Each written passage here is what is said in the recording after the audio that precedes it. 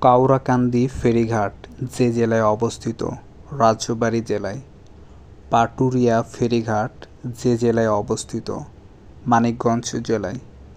আরিচা ফেরিঘাট যে জেলায় অবস্থিত? মানিকগঞ্জ জেলায়। নগরবাড়ি ফেরিঘাট যে জেলায় অবস্থিত? পাবনা জেলায়।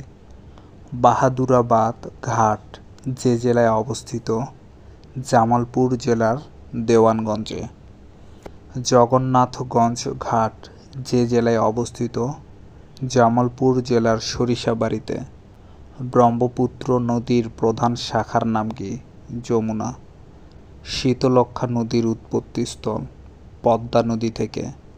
বাংলাদেশের প্রধান নদীবন্দর? নারায়ণগঞ্জ। বাংলাদেশের নদী গবেষণা ইনস্টিটিউট অবস্থিত? ফরিদপুরে।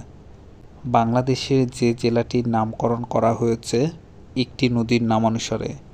ফেনী জেলাটির নামকরণ করা হয়েছে একটি নদীর নামানুসারে।